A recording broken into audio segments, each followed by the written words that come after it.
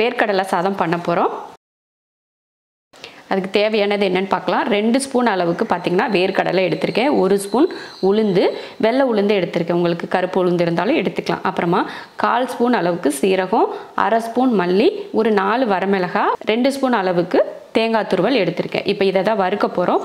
உளுந்து போட்டு வறுத்துக்கலாம். உளுந்து வந்து லைட்டாக கலர் மாறி வரட்டும், அப்புறமா மற்றதெல்லாம் சேர்த்துக்கலாம். உளுந்து லைட்டாக கலர் மாறிடுச்சு. இதில் வேர்க்கடலை சேர்த்துருவோம். அடுத்து எள்ளு வந்து கருப்பு வெள்ளை உங்களுக்கு எந்த எள்ளு இருக்கோ அந்த எள்ளு சேர்த்துக்கோங்க. அடுத்து 4 வரமிளகாய், காரத்தை பொறுத்து மிளகாய், மல்லி, சீரகம், அப்புறமா தேங்காய், கொஞ்சம் கருவேப்பிலை. இதை பொன்னிறமாக வறுத்துருவோம். நல்லா வறுத்து மணம் வரும். அப்புறமா அந்த எள்ளெல்லாம் பார்த்திங்கன்னா படப்படன்னு வெடிக்க ஆரம்பிக்கும். அந்த மாதிரி வறுத்துக்கோங்க. இது கூட கொஞ்சம் ஒரு சின்ன துண்டு புளி சேர்த்துக்கோங்க. அவ்வளோதான். இப்போ அடுப்பை ஆஃப் பண்ணிடலாம். நல்லா எல்லாத்தையும் பொன்னிறமாக வறுத்தாச்சு. இப்போ இதை ஒரு பிளேட்டுக்கு மாற்றிடலாம். ஆற வச்சு அரைச்சிக்கலாம். எண்ணெய் காஞ்சதுமே கொஞ்சம் கடுகு உளுந்து, கொஞ்சம் வெங்காயம், அடுத்து பச்சை மிளகாய் 2. உங்கள் காரத்தை பொறுத்து உங்களுக்கு எந்த அளவுக்கு காரம் தேவையோ அதை பொறுத்து மிளகாய் சேர்த்துக்கோங்க. தேவையான உப்பு, அடுத்து மஞ்சள் தூள் கொஞ்சம் தண்ணி, ஒரு கை, நம்ம கையில் ஒரு கையளவுக்கு தண்ணி. அவ்வளோதான். வெந்துச்சுன்னா தேங்காய் போட்டு இறக்குறது தான். அவரைக்காய் நல்லா வெந்துடுச்சு. இந்த டைமில் கொஞ்சம் தேங்காய் துருவல் சேர்த்துக்கலாம்.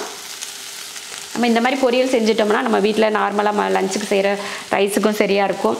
குழம்பு எதுனா செஞ்சோம்னா அந்த அதுக்கும் இந்த பொரியல் ஓகேவாக இருக்கும். அப்புறம் வெரைட்டி ரைஸ்க்கும் இதை கொஞ்சம் கொடுத்து விட்றதுக்கும் நல்லாயிருக்கும். அதனால தான் நம்ம 2 in 1 செஞ்சிட்ருக்கோம். அவ்வளோதான். இப்போ அடுப்பு ஆஃப் பண்ணிக்கலாம்.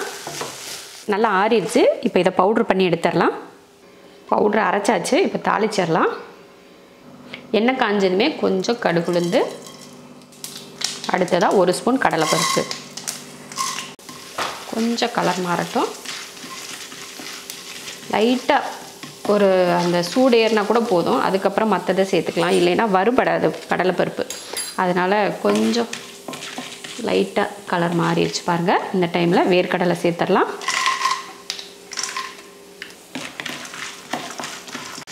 நல்லா கொஞ்சம் தாளிக்கிறப்ப பார்த்தீங்கன்னா வேர்க்கடலையும் கடலைப்பருப்பும் கொஞ்சம் நல்லா அதிகமாக சேர்த்துக்கோங்க. ஒரு 1/2 ஸ்பூன் சேர்க்குறீங்கன்னா அதில் 1 ஸ்பூன் சேர்த்துக்கிட்டிங்கன்னா சாப்பிட்றப்போ ரொம்ப நல்லாயிருக்கும். அந்த கடலைப்பருப்பு வேர்க்கடலையும் கடிப்படுறதுக்கு அந்த சோறோடு சேர்த்து ரொம்ப நல்லாயிருக்கும். ஒரு வரமிளகாய், அடுத்து கருவேப்பிலை, கொஞ்சம் பெருங்காயத்தூள்.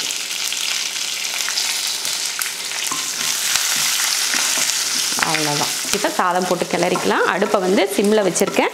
ஒரு 2 பேர் சாப்பிடக்கூடிய அளவுக்கு தான் ரைஸ் போட்டு கிளற போகிறேன்.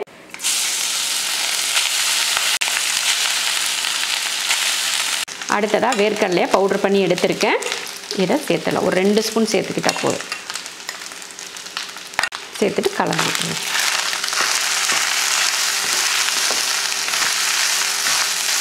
நான் 2 ஸ்பூன் அளவுக்கு போட்டேன். அந்த அளவுக்கு பத்தலை. அதனால் எக்ஸ்ட்ரா 1 ஸ்பூன் போட்டு லைட்டாக உப்பு தூவிக்கிறேன். நான் ரைஸில் உப்பு போட்டு தான் வேக வச்சுருக்கேன். இருந்தாலும் லைட்டாக பத்தாது இல்லையா, அதுக்காக உப்பு பார்த்துட்டு சேர்த்துக்கிட்டேன்.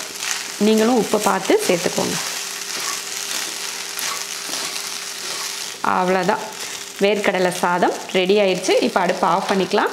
மீதி இருக்கிற இந்த பவுடரை வந்து நம்ம ஒரு பாட்டிலில் போட்டு எடுத்து வச்சுக்கலாம். பொரியலும் ரெடி ஆயிடுச்சு. வேர்க்கடலை சாதம் ரெடி ஆயிடுச்சு. வேர்க்கடலைக்கு நான் வந்து அவரைக்காய் பொரியல் வந்து சிம்பிளாக இருக்கட்டும் அப்படின்னு தான் அவரைக்காய் பொரியல் பண்ணேன். அவரைக்காய் பொரியலும் இது கூட சேர்த்து பிசைஞ்சு ஒன்றா வச்சு சாப்பிடுங்கன்னா ரொம்ப நல்லாயிருக்கும். அதுக்காக தான் ரொம்ப சூப்பராக இருக்கும். நீங்களும் இது போல் லஞ்ச் பாக்ஸ் ரெசிபிக்கு ட்ரை பண்ணி பாருங்கள். ரொம்ப நல்லாயிருக்கும். நம்ம சேனலில் டெய்லி ஸ்கூல், காலேஜ், ஆஃபீஸ்க்கெலாம் எடுத்துகிட்டு போகிற மாதிரி டெய்லி அப்டேட் பண்ணிகிட்ருக்கோம். நீங்களும் டெய்லி பார்த்து செஞ்சு பாருங்கள்.